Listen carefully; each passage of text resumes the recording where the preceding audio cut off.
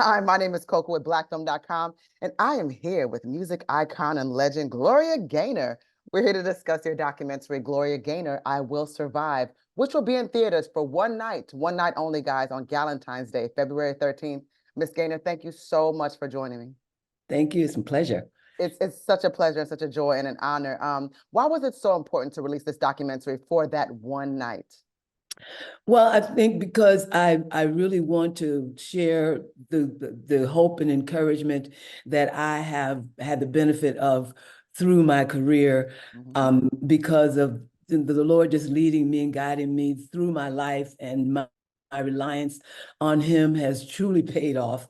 And I just want people to know that. I want them to be encouraged, uplifted, inspired, that whatever it is you're going through, He will go through it with you, and help you to reap the benefit of the difficulties and the struggles of getting through those difficulties. Only help you to grow and become a better person. And then you can look back and help someone else. Oh, for sure. And when you're filming a documentary like this, you've been very, very open about your life, the highs and the lows. But when you're filming something like this, you're opening yourself up to everybody, all of your vulnerabilities. Was it ever uncomfortable to dig so deep? Because it's one thing to live it, but it's another thing to have it on film and have to rewatch it and to relive it. So what was that like for you?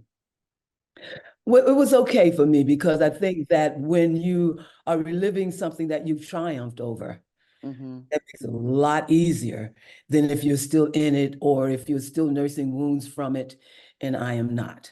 So it's a lot easier to do it when you're in that position, and knowing that what you're sharing is going to be encouraging and uplifting for other people, empowering for other people. And with your latest album, Testimony, which is a Grammy award-winning album, it's really interesting because as you transition out of secular music into gospel music, this is a bit of a second act for your career. So what was that like to be received so well with this most recent album? Well, the documentary is much about the difficulty that I had with that, because initially people just were, like, you're a disco singer. Why you want to sing gospel music? What do you know about gospel music? And so it was very, very challenging. But I found that it made me stronger, as pulling yourself through difficulties will almost always do. And so it was very rewarding, and I'm very happy for the outcome. I've always wanted to ask you, because with someone with a voice like yours, especially with, let's say, disco and gospel, there are certain kind of voices that can carry the genre, right? It's not for the weak, so to speak. When, I mean, it is what it is. But when in the United States, like definitely during the late 70s, when people sort of tried to sort of transition out of disco, and it kind of became something where people were trying to get away from, and you were probably being received more well internationally. How did it feel just having that huge reception internationally, but then realizing that sometimes the music wasn't translating the same back home? Does that hurt? Even though you're still getting the accolades, you're still getting the worldwide praise, you're still Gloria Gaynor, you're still the person I will survive, but there's still that thing like, what's up with this? Well, how did that feel? Well, I tried not to focus so much on that because I was going to over countries outside the United States. I tried to keep my focus there, since that was where my success was coming from, and building up there. But still always in the back of my mind, I'm 295% half American. Okay. So I really wanted to have that kind of popularity here in the United States, but I also recognized that it wasn't me that was keeping it from happening. It wasn't my lack of talent. It wasn't my lack of choice of music or anything like that. It wasn't my fault. So that made it easier to swallow. And gave me the patience to wait until God moved me back in here. He told me some time ago, and this is something I think that is great to know for everyone. He said to me, no one can keep you from getting what I have for you. So if I wasn't getting it, it wasn't for me right then. Mm-hmm. And with music, people come and go, but especially with "I Will Survive," it's so anthemic. You can hear you perform it, very often, and you hear it very often. And then other people, you might, pass by somebody singing it at karaoke or something. They're trying to perform it, but you hear your song so much. I mean, how does that feel to know that, regardless of the ups and downs and the trials and tribulations, you will always be a mainstay and a figure in music's history, and you've made such an impact? Like as one person to be able to say, this is what I did, this is what I've accomplished. How does it feel to live in that? It's incredible and very, very difficult to explain. Mm-hmm. But it's sort of a feeling of, if I never do anything else, Ah, okay. Mm-hmm. if I never do anything else, I've done this and this is great. Mm-hmm. But then listen, you say if you never do anything else, but then you end up doing a lot of things because I'm like, okay, Miss Gaynor, you went back to school and got your degree not that long ago. I mean, what even informs that decision? What made you say, let me stop right here and do this? Well, I grew up without a father. Okay. And so I was very, very interested in helping young men who are fathers, but estranged fathers, to understand how important they are in the lives of their children Mm-hmm. and how they need to be in their lives, whether they live with them or not.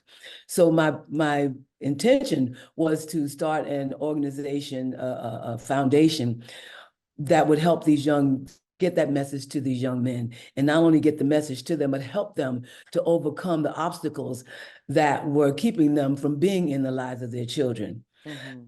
And well, the first thing that happened to me, I recognized that I needed men to help me do this, because when the young fellas see me, they see their baby mama. Oh yeah, that's a They good don't want to point. hear from me. They don't want to hear from me. So I needed to get, I need to, and what my intention is for this year is to partner Mm-hmm. with an organization of men who are already doing that, Oh, good. Mm-hmm. support them financially, and I will support them as the voice of the abandoned daughter. Oh, wow. That is so, so powerful. What next do you have going on? Because it's not like we can predict it. Well, one thing I have going on is new music. Oh, I I have love that. some new music that we love and we hope the public will love as well. Sure. So it will be soon. Well, I know you've talked about even doing music and working with Megan Trainor and different younger individuals. What Yes. is that Yeah. like to be embraced by that generation as well and knowing that they do honor your music? Oh, you It's look so happy about incredible. It is so incredible. That's It cool. really is, because, I've having lived as long as I have, I've Yeah. seen several generations and how they reject whatever their parents are doing or whatever they're Right. saying. They want their own thing. And for me to be embraced by these younger people is wonderful. And I kind of feel like I'm walking in the footsteps of my mother, Mm-hmm. because my mother was a neighborhood mother. She was Mm. a school mom, and my friends would sit with her for hours, even if I wasn't there. And so I kind of feel like I'm standing in her shoes. Mm. And that makes me feel way great, because I thought she was like the most wonderful mother on the planet. Oh, I'm sure she was. That's beautiful. And now you're reflecting that and being that wonderful mother on the planet to other people who don't have that Yeah. support system, especially through that work. Oh Wow. And yeah. so, and Miss Gaynor, you're from Newark, New Jersey. Yes, I am. Wow, born and raised, huh? He's born and And raised. look at what Newark can do, right? Listen, there's so much talent that has come out of New Jersey. Mm-hmm. Mm-hmm. In Newark, New Jersey, yeah. Yeah, no, that's beautiful. And you're one of the first, you're one of the greats, and I truly do honor and appreciate you. And I'm glad I got to say it just straight to you. Thank you. And I Thank and you. I thank you so much for your time. Once again, my name is Koku with blackfilm.com, and I was here with Miss Gloria Gaynor. Again, a music icon and a legend, and really walking in her purpose, doing so much for the community. And also, she can sing really, really good. And got some Grammys to match that, right? We were here to discuss the documentary Gloria Gaynor, I Will Survive, which will be in theaters on for one night only. It's Galentine's Day, February 13th. Thank you so much for joining me. Everyone, you will definitely appreciate watching her journey. And I do thank you for just allowing us to see your vulnerabilities as well. Very inspirational. Thank you so much. God bless. Thank you. See God you. bless, Ms. Gaynor. Thank you. Bye-bye. If you want to see more content like this on blackfilm.com, make sure you like, subscribe, and ring that bell.